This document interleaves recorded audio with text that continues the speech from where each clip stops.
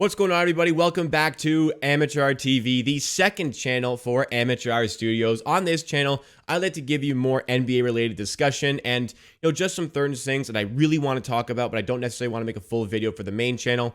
That is exactly what this is for. So make sure, if you do enjoy this video, to drop a like, to let me know what kind of videos you want to see, and also it helps us reach some new viewers. And be sure, for all this great NBA content, I like to upload, I try to do at least 2 a week, but I want to start doing more of those, so make sure you subscribe to the channel to keep up to date with all those, and subscribe to the main channel, Amateur Sports. We're almost at 9,000 subs on that channel for plenty of Raptors-related discussion. But today, exactly what this channel is for, I really want to talk about this. We have to talk about Patrick Beverley going on Get Up and First Take. ESPN shows to slander Chris Paul at his absolute lowest point, playing horribly. Granted, the entire Phoenix Suns team was horrible. Chris Paul was awful as the Suns lose Game 7 in just a demolition derby by the Dallas Mavericks, 123-90. It honestly was a lot worse than the scoreline suggests, as much as it can be hard to believe. But Patrick Beverley, watching that game, told ESPN, hey, you got to get me on the show in the morning. And he went on to slander Chris Paul's legacy and to slander Chris Paul's ability to play defense. Now, I don't necessarily like what Patrick Beverley had to say, but I do have to applaud the level of pettiness and the level of hatred you have to have for a player to get up at like 5 a.m. the morning after the game to get into the ESPN studios in New York. I don't know where Patrick Beverley lives, but to get to the studio in the morning to appear on these shows, like the level of hatred, to dance on Chris Paul's grave at his lowest point. You certainly have to see the level of pettiness and applaud the level of hatred that he has. He truly does hate Chris Paul. And the interview, again, it was very slanderous. It was very disrespectful. And, I think that this clip here is the best way to kind of sum up how the interview went. So let's listen in. Man, CP can't guard nobody, man. Everybody in the NBA know that. Everybody know that. Anybody. What we call a cone. You know what you do with cones? Like when in the summertime, you got a cone. You make a move. What does the cone do? Stay still. Exactly. He's a Stay cone. still. Stop playing, man. Everybody knows that. Everyone knows that. I love how they're telling them to stop. I don't accept that. No. I'm saying, again, if you're taller than them, you can shoot over him. Obviously, that's an issue. But give him the Ben Simmons slander. Give him the PG. And that's ridiculous. Give him the slander that you give everybody. Come on, Steve. First of all, watch yourself now. Come on now. Come on now. Don't compare CP3 to Ben Simmons. No, I didn't compare. I said the slander. I said the slander. Also, I love how Greeny, guy in the middle, which he's the host of this show. I love how he's just sitting back knowing that this is about to go viral and this is about to blow up. I said the slander. Well, what's the slander? I'm going to give you, if you show up, listen, listen.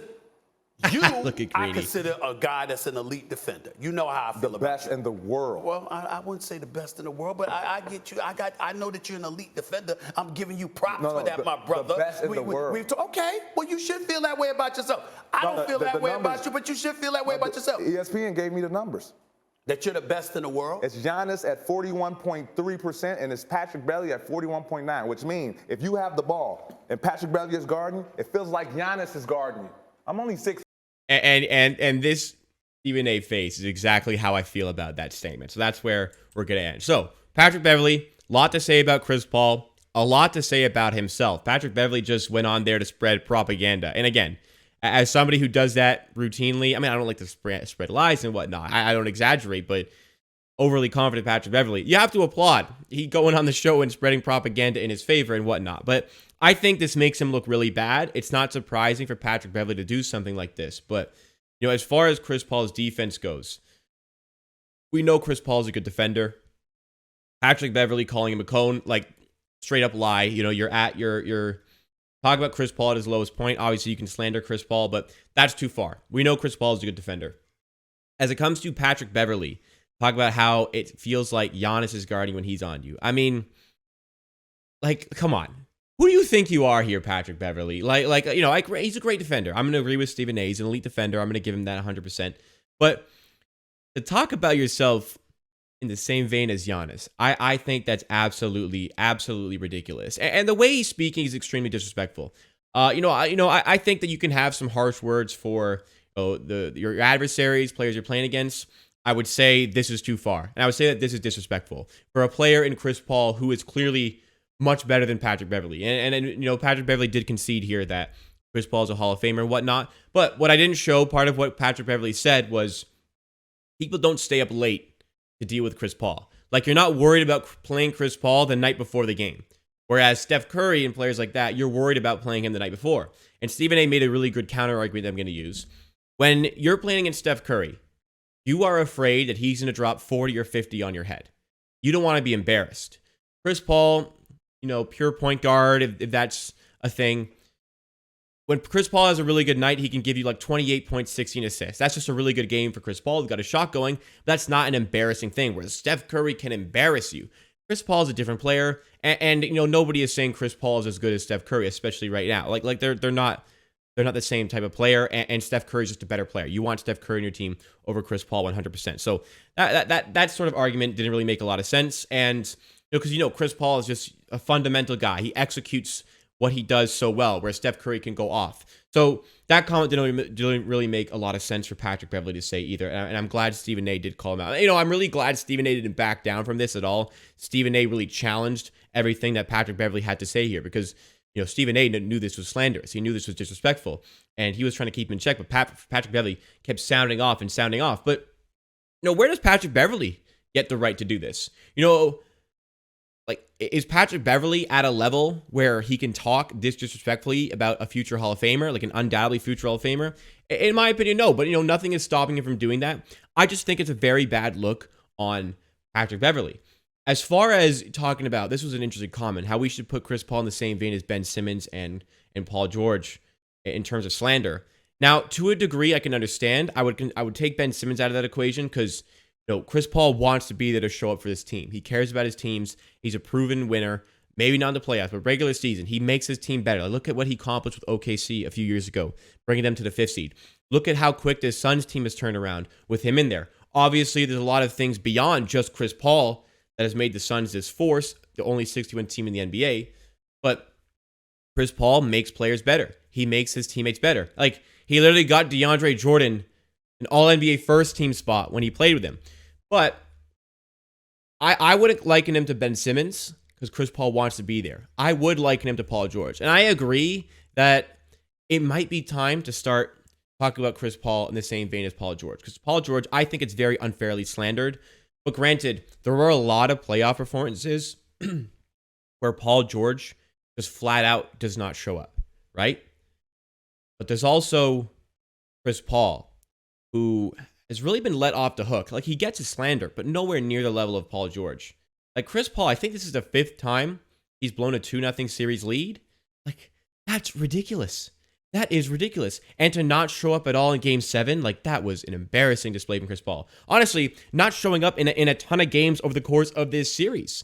Like, this was one of the most important series of Chris Paul's career. If he wants to win a championship, obviously the most important one was the NBA Finals last year, but Chris Paul is notorious for not going to the conference finals. He's only done it, I think it's like a couple of times. I think it's 2 times his NBA career. He's gotten to that point. Only one final. Like, yeah, I think it is time to question Chris Paul's ability to elevate his game or even bring the same level of his game, the same level of consistency to those playoff settings, to those big games. I think it is time to start calling that into question. And, people do. He still doesn't have a ring. People want him to get a ring. I think this was probably one of his better chances to do it. I had the Suns winning it all this year. That's obviously not going to happen, and Luka Doncic was a big part of that.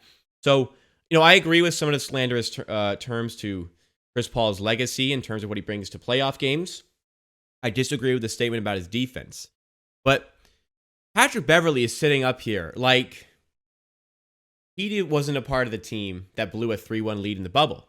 The Los Angeles Clippers, after Patrick Beverley, probably the most vocal of all the players in the team, especially as soon as the Kawhi and Paul George signings happened. At that point, he was the loudest guy all season about how, it's over. The Clippers are winning it all this year. And he kept sounding it off about that. But a healthy Clippers team that included Patrick Beverley blew a 3-1 lead in the bubble to an inferior team in the Denver Nuggets. Patrick Beverley is not exempt from this criticism. And also, Patrick Beverley has never had to be that guy in those playoff settings like Chris Paul has to be. So we can't really compare the players. Because Chris Paul operates on a complete other level of existence in terms of his basketballing ability to Patrick Beverley. And I think that's the most, I think that's the biggest thing about this that I have a problem with. Like, where does Patrick Beverley get the right to sound off like this? You know, I think it's a fair comment to say, you're not staying up at night to worry about Chris Paul. That makes sense. I've already spoken about that point. That makes a little bit of sense. Sure, you can say that. To say Chris Paul is a cone in the court, that's a blatant lie. Like, it's a blatant lie to slander your adversary at his lowest point. But to talk about his legacy and maybe same category as Paul George in the playoffs makes a bit of sense. But for this to come from a guy who's still in the NBA is ridiculous and disrespectful. I think it's a bad look for Beverly. I think it's a bad look for his team. I think it's a bad look for the people who represent Patrick Beverley. But this is the type of guy that he's been branded to be.